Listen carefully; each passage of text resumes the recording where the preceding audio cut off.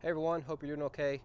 I've been talking a lot lately about how you need to be proactive when it comes to lawn care, and how the steps that you take now are going to greatly affect your results when it comes, spring and summer. But something I haven't talked a lot about that needs to be discussed is really the same thing applies for pest control.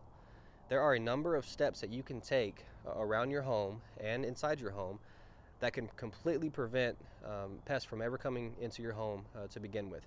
We've been trained by the pest control industry to think that it's normal to wait till you have a pest infestation, to wait till you really have a problem, to call your exterminator. They come out, they spray chemicals all over the inside of your home to take care of your issue. When the reality is that 99% of pest infestations could have been prevented by a few simple steps on the outside of the home and a few simple steps on the inside that didn't involve spraying chemicals everywhere. So I'm going to be talking about this over the next couple of months. I'm going to be mentioning a number of different steps you can take, things that you can do to help proactively prevent pests from coming into your home.